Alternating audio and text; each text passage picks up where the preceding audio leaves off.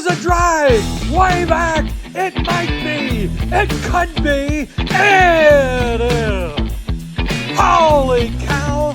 Welcome to another broadcast of Bricks Behind the Ivy. Hey, Cub fans, welcome to another episode of Bricks Behind the Ivy. Thank you so much to our awesome sponsors, Wrigleyville Sports, the best sports store in Wrigleyville, and Yaggy Road Roasting Company, based in Valpo, Indiana, serving cups of coffee just as special as the moments you drink them in. Hello, welcome to Bricks Behind the Ivy. Hey, Brickheads! Welcome to Bricks Behind the Ivy, the podcast built brick by brick for Cub fans by Cub fans. I am your hostess, the mostest, Jeff CandidCubs Rogowskis, lifelong Northsider with blue blood in my veins, an old style sometimes in hand, and a front row seat to every W flag moment or soul-crushing sweep. And joining me is world's best co-host, Mr. Patrick Erickson. Pat, how are you doing today? Hey, buddy, how the heck are you? Doing good. Now we're doing good over here. We're excited and glad that baseball's back. Can't wait to hear about the All-Star game festivities that you were able to partake down in the Old South and Peach Country. But, glad ball's back. We took 2 out of 3 from Boston, get the steamroller going. Glad to be back with all you brickheads out there. It's good to see y'all. Keep sending those comments in of what you want to see on the page and in our pods. And we love to cater to you. But, hey, let's take it away with a nice sippy. There you go. Yeah, it's been a while since we've been able to touch base. We both were on prospective friend trips, both baseball related. One to the ATL Atlanta. I was in Marietta, Georgia for the All-Star game, and you were visiting the now hated Brew Crew. I wouldn't have said that many years ago, but now they're really sitting in a world that that is really starting to replace the Cardinal Devil Magic with Brewer Devil Magic, and it's frustrating. They've been on one hell of a run. I think I'd kind of written them off as being a team to be worried about, and now they're a team I'm very much worried about. But but before we get started, we do have some housekeeping. Make sure you're hitting that like and subscribe button if you're watching the show. Leave some comments on the questions that we have and such, so that we can start growing the YouTube page. If you want to help us grow on the audio platform, make sure you're reviewing on Apple Podcasts. Written reviews help the best. Hopefully they're 5-star reviews. If they're not, give us some criticism. We're fine. We can take it. We're big boys. But make sure you're reviewing wherever you are and subscribing. And don't forget to subscribe to the Bleacher Bunch Network, which is our YouTube channel. It's your one-stop shop for all things Cubs. That includes Cubs PS Plus with Mike Waller, Sunranto with Danny Rocket, Cup of Cubby Blue with Sarah Sanchez, The Bleacher Bunch Show, which is on Thursday nights live, featuring a whole bunch of different characters, including myself and Pat, Baseball Rabbit Hole with Michael Cotton, and if you are a Patreon subscriber, which I suggest you become a Patreon subscriber, you get all of these shows ad-free. You will get the daily recap show done by a variety of us called Cubs Pod. So if you want that exclusive content, including becoming part of the Bleacher Bunch community, and we got Ranter Fest coming up August 2nd. Make sure you are checking that out. I myself am going to be at Ranter Fest helping Danny out. I'll be playing my cello at Ranter Fest, doing some Maybe I'll bring my ukulele. I don't know. Are you coming with me, Pat? Are you going to Ranter Fest as well? Let's go, baby. I don't know. Maybe I'll play some bongos or a uke or something. Yeah, there's going to be trivia. There's T-shirts. It's going to be a fun event. All the Cub podcasts have been invited. Really excited to kind of network with some folks and cheer on the Cubs and hang out with the Bleacher Bunch. So hopefully we'll see you guys there. I think we're a little informal today. I think, we were talking off air, and I think we should lead off with this just because your hat is reminding me, and I don't know if I want to do it later in the show or earlier in the show. But, Ryan Sandberg had a post in the last week or so on social media updating us on his health, and reading between the lines, it doesn't sound like things are going well. This time around, we had comments from Jed Hoyer on the air on Marquee. We've had Johnny Lester and we've had Kerry Wood wearing Ryan Sandberg jerseys in their appearances at Wrigley this weekend versus the Red Sox. it's starting to feel like we're heading towards something that I don't think a lot of us are ready for. Ryan Sandberg was my first favorite Cubs player as a kid. He is, I was reading something Evan Altman had posted, whose son is named Ryan. There's a lot of people who his entire fandom is designed around when he came to prominence in the '84 club. And yeah, it's not going to be easy news to take, but we're sending everyone here from the Bricks Behind the Ivy family, sending good thoughts and prayers to Ryan and his family is in this tough time, and hoping, you know, there's progress being made. Yeah, that's, I mean, and you all know, Jeff, you especially know, but and my family and everybody, Rhino's my guy. And I mean, to me, he's transcended Cubs baseball in general, and sports. I mean, he's been my number one guy, period. So much to the fact that it probably have a restraining order against him. Anyway, no, but I mean, it's been to the point where him and I have talked so much. He even sees me, like last season, he sees me in a ballpark. He's like, "Hey, Pat, how's it going?" And I never thought from those days back in, and I can even show the picture again here of one of these days, but when I met him just mere a few days after he was traded, I remember my uncle was holding me up and I'm hanging on a fence at the old ballpark parking lot. And my uncle said, the Cubs just got him from Philly and he's going to be big someday. And from that day on, I mean, I've got down here probably a million Rhino things, kind of like you with Hendricks. And I mean, I even remember having a, albeit friendly, argument with my wife when my son was born because I wanted him to be named Ryan. And she goes, Ryan? No, Ryan. Ryan? No, Ryan. But anyway, yeah, Sandberg's my guy, and it's been pretty devastating. I know me personally, I'm not ready for this. But, you know, cancer sucks, and we just got to hope for the best. And, you know, it's like the hashtag Rhino Strong. We just got to, you know, come together as a Cub Nation for him and, you know, and hope that he either pulls through or whatever the good Lord decides. But, yeah, Rhino, if you're watching this, first of all, I'm sorry. But secondly, hey, stay strong, buddy, and we're all pulling for you. Yeah, it's a tough moment for Cubdom. You know, it's probably the biggest moment since we lost Ernie Banks or Santo. And Harry, even, you know, for myself, you know, I think this will be one of the first like major Cub players, at least that, you know, like, enters my stratosphere of my fandom that could be lost. And that's really going to hit me different. You know, I've always talked to my wife about one of the saddest days in the world will be the day that we lose Pat Hughes.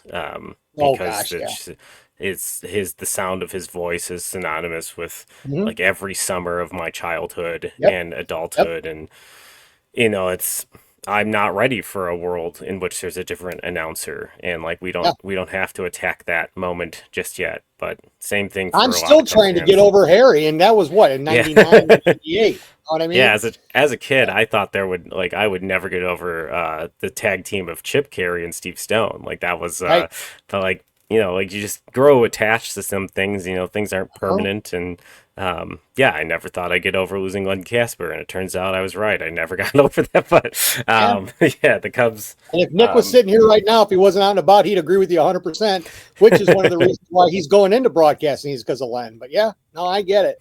But we're, like I said, we're going to pull for him and hope for the best and leave it in the good Lord's hands and see what happens. Yeah, hat tip to Mr. Sandberg, amazing Cubs player. Wishing you the best, and yeah, cancer sucks. It's the worst. On that note, let's transition to something a little bit, you know, cheerier. Let's smile a little bit more, and, you know, hope the best for Rhino. Both of you and I were on some dude trips that were tied to baseball, and I think I'll go first. I went to Marietta, Georgia, which is the actual hometown of Dansby Swanson, which you know, I really wanted him to make the All-Star game because of the proximity of Atlanta. I didn't know until I was down there that he was actually from Marietta, and I wore my Dansby jersey around, you know, just because, you know, we're in Atlanta, and I figured, and got some really interesting reactions. I had some Braves fans who are like, "Oh, we love Dansby," and I have some Braves fans who are like, "Thank God we didn't overpay for that clown," blah blah blah. You know, This is a Dansby Fansby account. I'm a big fan of Dansby Swanson. I never expected him to be this incredible player. I understood what the value of that contract was in the market at that time. He is a steady Eddie, a great defender, and he provides, about a 730 OPS with 25 bombs. That's all I ever wanted from him, and it's exactly what he is, and I love it. So if you wanted something more from Dansby Swanson, maybe you thought he'd untap something, but I really wanted just that, and that's what he's given us, so it's been great. Anywho, back to the All-Star game. Yeah, I went to the Home Run Derby, which was won by the big dumper, Cal Raleigh. Really cool story, just with his dad pitched to him in the All-Star in the Home Run Derby, and then his little brother was the catcher, so it was a family affair, cool. And there's a video of him online from back in 2005 when he was a kid, like singing this little song about how he was going to someday win the Home Run Derby, and of course he did.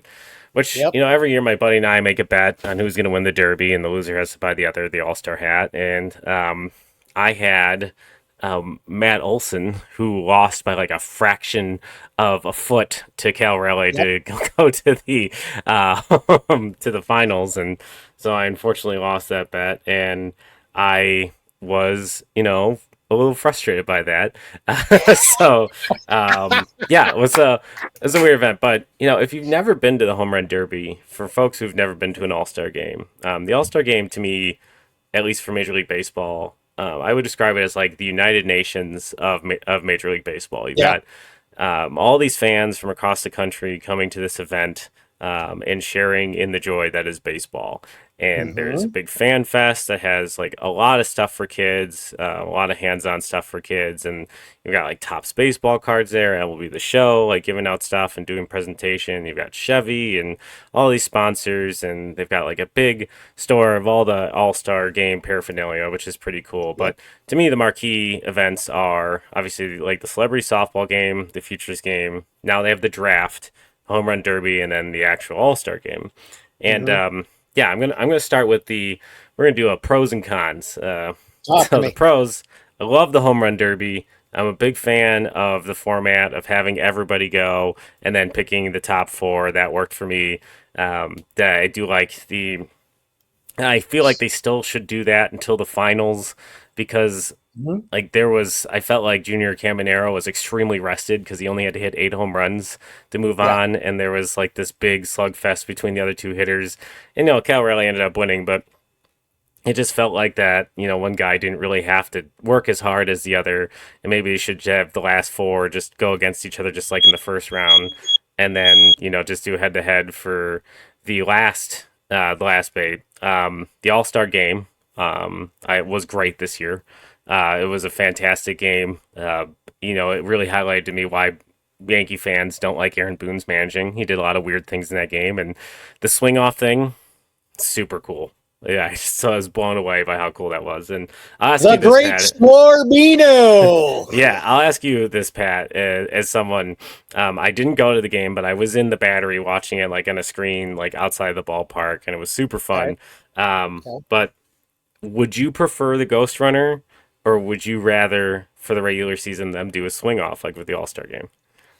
You know what? I think, to me, I wouldn't mind a swing off in the All-Star game. It's something different. They do the Ghost Runner thing, during the regular season. Oh no, I'm talking regular season. Would you replace the Ghost Runner? Oh, the regular season. Okay. Now you better slow down on this beer. Anyway, I think it's got its pros and cons. Now the Ghost Runner highlights more of a defensive strategy where, okay, you got to play in effect. You got a guy at second, nobody out, blah, blah, blah. So there's a lot of pieces that go into it. The other angle of that is with the swing off, that brings excitement to the fans. And I think in this day and age, I think that the swing off, I would actually prefer the swing off over the Ghost Runner right now. I think that, there has been quite a few games, and I haven't looked at this in depth, but I could almost believe that there's been a lot of games that have been won by the Ghost Runner on cheap plays, mistakes, wild pitch, whatever. Okay, it's great if you're the home team and you win on a wild pitch, guy scores, place goes crazy. But if you get a guy that's winning by launching them into Waveland or Sheffield or wherever they're at, I think that for the fan base and for me specifically, I think I would prefer the swing off. Yeah. Yeah, I think, for the excitement, I agree. Like I understand that people don't want baseball to turn into straight up banana ball like the Savannah Bananas, but I Yeah. think, at the end of the day, there is supposed to be an excitement level to the product in the field. And I think the swing off is, super interesting. I think Hmm. it has the best hitters really highlighted at the end of the game. I think the Right. one thing that I would potentially change, not about the swing off, but similar to like hockey, is there a way that we could value a regular win more than a swing off win? Or like you don't get as much of a loss Oh for a yeah. swing off loss? Because like I could see, like I'll argue that a swing off removes the starting pitcher or any pitching management out of the game. Like it removes an entire part of the game. No defense, no pitchers. It's just going to be about hitters. And it really Hmm. does make it interesting too. Would teams be more incentivized during the regular season to like have an extra bat on the bench or have an extra like really go after someone who can clobber the ball and put them at Yeah. DH? Big bopper. Because at the Yep. end of the game, you need a guy that can hit home runs to win games. Yep. Like, Yeah. does that help incentivize teams to pay certain types of players? And I'm not saying it's an easy skill. I think Kyle Schwarber made it look very easy, and I don't think people understand how difficult it is to pick 3 batting practice pitches and hit them over the fence. Yeah. But He's a yeah, rare breed. Yeah. I think we would have to adjust like how we look at wins and losses if we Yeah. were to do that. But on an excitement level, like then it's like a finite end. It's just one thing, Oh, and yeah. there's no potential even extra innings with Ghost Runners. It's Yep. yeah, Yep. I think it could be really fun. So I'm for it. I'm for fun. What do you guys think? Let us know in the comments if you Let us would prefer know. the Come swing on off. now. Get a little Chris Berman. Back, gone. Let me know. That's one of the Let's see. advantages of being there and not having to watch it on TV is that I did not miss the like it just really. No, here's the deal. I hated it, but now I kind of miss it a little bit. But Yeah, I heard the oh, broadcast kind of blows, God. but like I haven't seen it in a few years because of I've been there, Oof. which like is a privilege. All right, so here's my Yeah. cons, and it's classic Major League Baseball. Major League Baseball gets in its damn way so often. It's ridiculous. And my two cons are the draft and the red carpet show for all the players. And my cons are so apparently at some point, which like someone like myself who's gone to the last 4 All-Star games, except for the one in LA because I couldn't afford it because who could? But the red carpet shows where all the players arrive like the day of the All-Star game. They're like dressed up with they've got cool suit coats and stuff. They're signing for fans, and it's a nice event. It's like a little parade. It's really cool. The mascots are there. Just fun. And then obviously the draft, like they've moved it to this weekend to get more exposure because like you see like what the NFL draft is and Major League Baseball wants that type of atmosphere. However, they under some guys that I did not notice and like correct me in the comments if I'm wrong, they like raffled away tickets.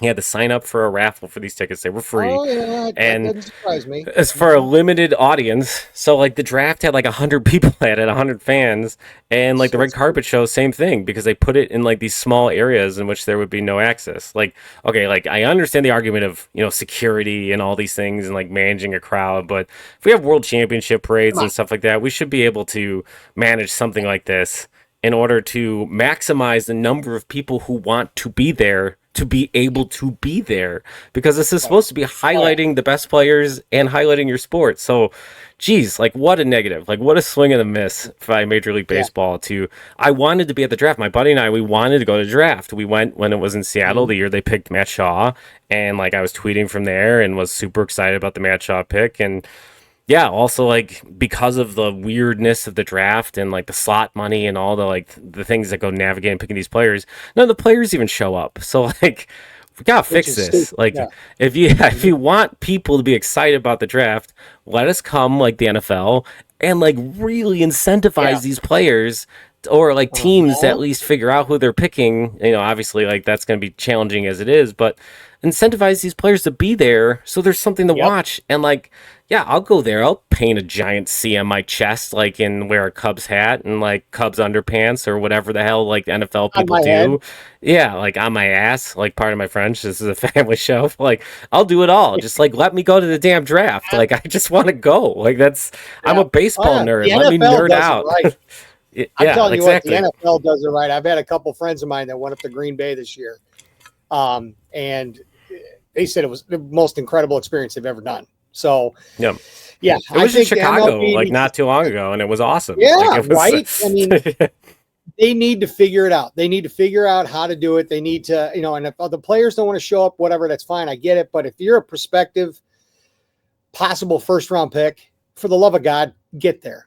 Get there, be there. I mean, I understand, rounds 2 through infinity, whatever. But yeah, exactly. If you're a projected first-round pick, then you need to be there. And I mean, they need to make it more accessible. They need to have more of an atmosphere like that. And I mean, take a look, excuse me, when the Blackhawks drafted Connor Bedard and they held it at the Salt Shed just outside the city. And I mean, that's not that big of a venue, but boy, do they pack them in. And it was exciting and everything else. And, those are the kind of things that baseball kind of lacks on. And I don't know if it's because they screwed it up. I don't know if they underestimated the desire for folks to go there, or if there's too many purists that are still running baseball that think this is, the 60s and 70s where we don't need to pop in circumstance and we don't need, the big shows and all that other stuff. Guess what? That's what sells you tickets. That's what makes your revenue. That's what makes your sport that much more popular. And they gotta advance into that. And hearing the stories that you were telling me, I'm shocked that it was that little because, I've been to that ballpark a few times. I've hung out in the Battery. I've seen the area around. I've got family heck near there. There are so many opportunities for them to have a bigger venue. Atlanta Police Department, whoever can, do security and all that stuff. The fact that there was that limited amount to me in that big of a city of Atlanta, who I love. Listen, me, go Dogs, but I am disappointed of how they ran that. And they could have honestly done a lot better. No, and that's the thing. Like, I go to this thing not just for a recharge, but like to really experience like different types of baseball fans and things. And it just feels very alienating to like not be able to attend everything. And like, especially to like the game itself and the home run derby, like tickets aren't cheap. And let's be honest, when it comes to Wrigley, there is going to be so many people who want to be there that aren't going to be able to be there because it's going to be intensely cost restrictive. So like then really open the doors for the stuff that people can go to so that they're just as excited about the All-Star game too. And maybe they go to the parade or something and then decide they want to watch the game, like, or something like that's just like, Jesus, like, my God, like Major League Baseball struggles so much in like promoting its own damn game. It's infuriating. It's just like, I get it. My God. I get it. Like they could hire like 5 random fans and they could come up with a better marketing plan and access strategy for most of their events than their current like probably highly paid staff does. So it's just absolutely. So Pat, you did your road trip to see the hated Brew Crew with some friends from school. How was that experience? Actually, one of them right now. Yes, I did. And the only way I could start off this segment by doing a little bit of Vaughn into the windup in his first offering. Just a bit outside. He tried the corner and missed. There he is. R.I.P. Bob Uecker. I always tell this to my son and everybody else. Harry's 1, Uke's 1A. And me growing up in the Northwest suburbs, probably went to more Brewer games actually than Cub games. So County Stadium and all that stuff because we were closer. It was cheaper, blah, blah, blah. But this was the 30th year in a row that we've done this trip. It's me and some friends from college, and we go up there. We pick a random weekend, and we go to all 3 Brewer games, Friday, Saturday, Sunday. The first observation I had is, oh, my God, the Nationals are absolutely horrible. And I think you, me, 7 other guys off the street can probably beat the Nationals. They're that bad. Secondly, I don't know how management does it. They are literally given a pile of garbage every season. And Pat Kelly comes through and creates this unbelievable team. I don't know what's going on with that. They frighten me. And I mean, look at the standings today. They're tied with us for first place. The one positive that I did see, and I was really happy about, and I still can't believe he was still there. One of the star pitchers for Milwaukee, Quinn Priester, not only went to my high school, but 30 years apart, he had the same baseball coach as I had. So I remember when they were at Wrigley, I yelled down, "Hey, Cary Grove, class of 91, Coach Sutherland." And he turned and looked at me, and we talked for a couple of minutes and everything. So that was kind of cool. But Yeah, but I mean, American Family Field, which I refuse to call it that. It's always Miller Park to me. Yes, I know it's enemy territory, but great ballpark. We tailgated for the full 3 hours prior to the game, and the people of Wisconsin are always really nice. I got some flack because, yes, I do have Cub stickers on the back of my Palisade, and they give me crap, but I'm like, whatever, I don't care. But yeah, it was a lot of fun. Unfortunately, now one of my guys that I go with is a diehard Brewer fan. Yes, Sleepy, I know you're watching this. The Brew Crew swept on all three. I had a comebacker in the Saturday night game, but yeah, it was a good time. It's not the same without Bob Uecker. And matter of fact, we're going back up there for 2 more games, August 23rd and 24th. It's an entire Bob Uecker tribute weekend where his family's going to be there and all this kind of stuff. So it'll be kind of cool. But yeah, and the city of Milwaukee is awesome. Third Ward, shout out to the Third Ward and my buddy CJ, Fourth Base Restaurant in Milwaukee. If anybody ever goes there, for the love of God, get your butt there. Right around the corner from the ballpark. CJ makes great food. We were there a lot, and no, it was a good time. But it was a good time to get away, recharge, still be involved with baseball a little bit. And it got me excited again. Scoreboard watching again, and yeah. And then we came back Sunday night, and I think it took me 4 days to recover, but it is what it is. I am getting up there in age, but yeah, all is well and ends well. But yeah, it was a good time. But segueing into the whole Cubs Brewers thing, I'm a little nervous. I don't know how they have with that rotation of, you got Peralta, Brandon Woodruff, Quinn Priester, and then I don't know if it's Abbott and Costello is 4 and 5, but they've got a team up there. I hate to say it. They are going to challenge. They're going to challenge us. I have a feeling it's going to be a dogfight. I mean, look right now. They have a 10-game winning streak going right now. They just swept the Dodgers. So yeah, and they swept the season series with the Dodgers. The Dodgers were there last week, and holy crap! The one time in my life I really wanted the Dodgers to do something, and they just let me down. That's why you never root for the Dodgers, kids. No Dodgers, no Yankees. Like that. I know. I don't understand how they do that kind of stuff, but the whole thing, it just blows my mind. Yeah, the Yaggy Road Roasting Nerd Alert of the week. Nerd Alert!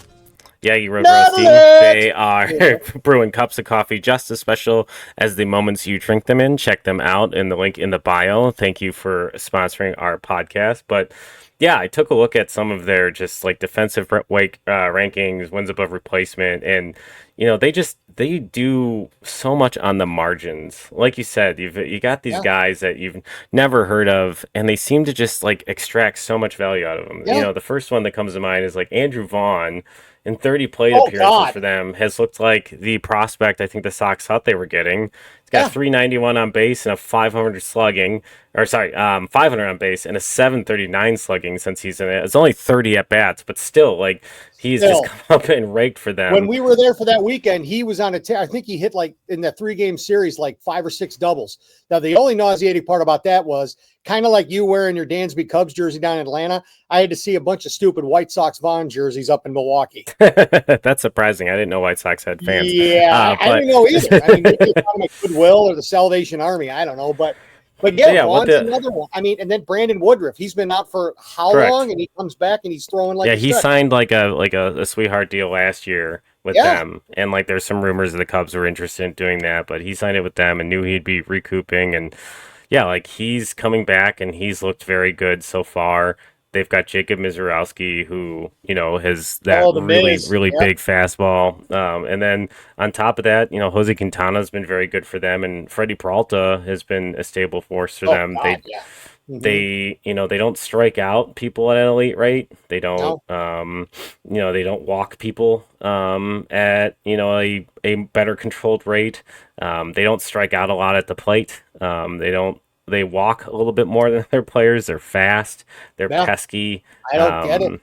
Yeah, like they're just, and like I always like to look. So if you look at this number down here, if you're watching on it says that the team's total WAR is 15.3. So like if you think about like the value that they're extracting from all their batters, it's 15.3. So if we share here, and I'm going to remove this, and if you're watching, this will be way easier to follow.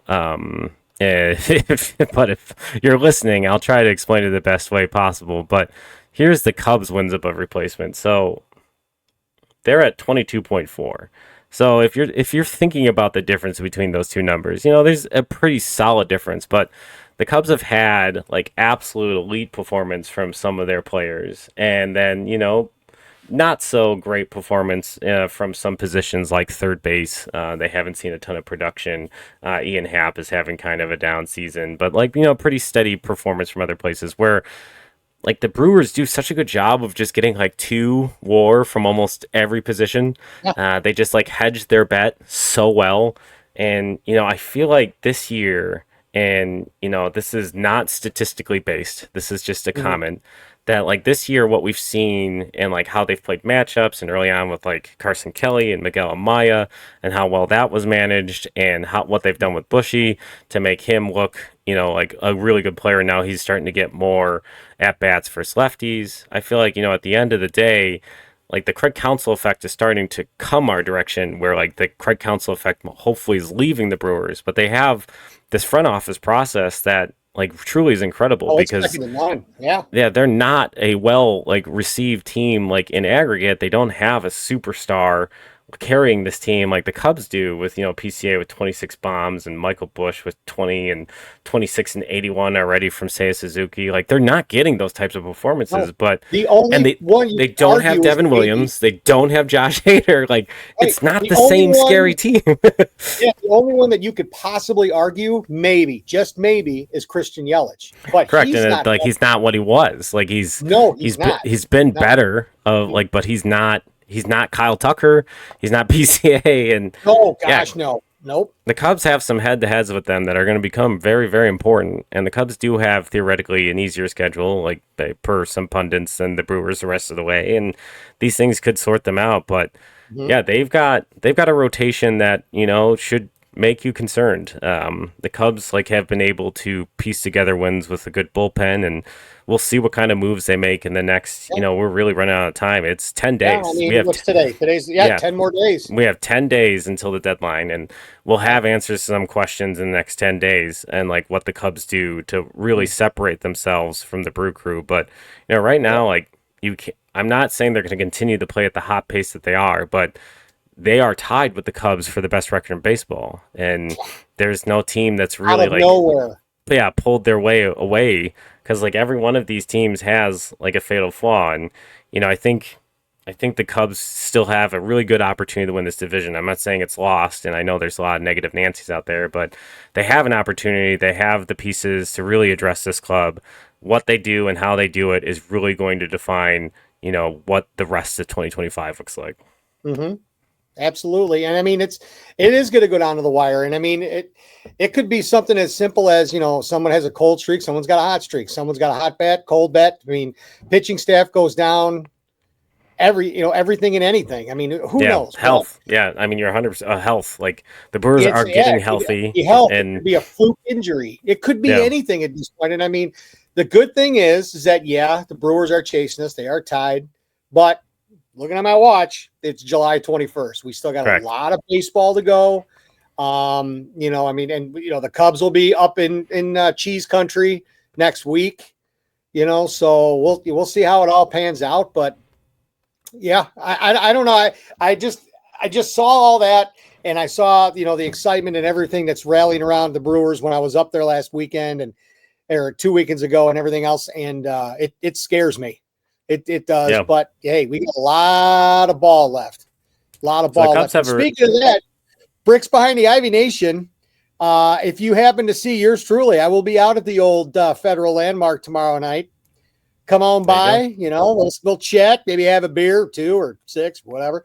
But come on by, chat it up. If you got any comments, about the podcast, you want to give us some, helpful tips, whatever. Heck, if you want to be a special guest on, whatever. Come on by and see me. I'm in section 215. Come on over. There you go. And we haven't done this in a while, and we'll, getting back into our regular cadence of shows. Week ahead, Cubs have 3 games starting tonight with the Kansas City Royals. They are pesky. They've got some, solid pitching, and they've got, Bobby Witt Jr., who is an excellent, excellent player. One of my favorite non-Cubs to watch. It'll be exciting to kind of see him at Wrigley and what he brings to the game. And then back half of this week is the rest of the Crosstown Classic. White Sox have been playing better ball of late. They've looked like a little bit better team. They're not last year's record-breaking loss team, but they're not a great team. So and the Royals are under 500. So you've got some opportunities to stack some wins this week, and we'll have another episode before it. But Cubs will be going into the ticking clock of the deadline with a series in Milwaukee. So really, really interesting week coming for the Cubs. Oh, brother. Yep. Yeah, exactly. So everything could be so different by the next time we record. That's awesome. I love the trade deadline. It's one of my favorite things in the whole world. Like Rizzo said in 2016, I'm locked in a glass case of emotion. Yeah. Exactly. We'll see what happens. I think that, you know what? Bricks Nation, what are your ideas? What are your thoughts? What do you think? Who do you think the Cubs are going to go after? Do you think we're going to get a big free agent? Do you think we're going to make a trade? Who do you think should be traded? Who do you think we're going to get? Let us know. Hit the comment section below. Let's engage. Let's chat. Let's have a friendly debate. Who knows? But yeah, I'm a little curious. And I mean, we got 10 days to the deadline, but you know what? Who knows if it's going to happen even sooner than that? I'm really surprised there wasn't any deals over this past weekend. I know there's a lot of talk. John Heyman and those guys have all been reporting that there's been talks about several players, but it's coming, folks. It's coming, and we'll see. Keeping our fingers crossed. So I think that's going to do us for today. I think it's a good place to leave it. Today's episode is brought to you by Wrigleyville Sports, the go-to spot for the Cub fans since 1990. Located right across the street from Wrigley Field, they've been hooking up Cubs fans with the best gear for over 30 years. Stay tuned. I just heard from them. We should be getting a discount code to share with you guys to get discounts on your favorite Chicago sports memorabilia from Wrigleyville Sports. So make sure you check that out. It'll be in the description of all of our podcasts if it's not this episode, but coming very soon. But thank you again for listening to Bricks Behind Me, Ivy. Make sure you're subscribing, hitting that like button, commenting, doing all the things, making sure you're reviewing on your favorite podcast platform so we can find more brickheads like you. And until next week, as always, first of all, Rhino Strong, and second of all, go Cubs. Let's go Cubbies!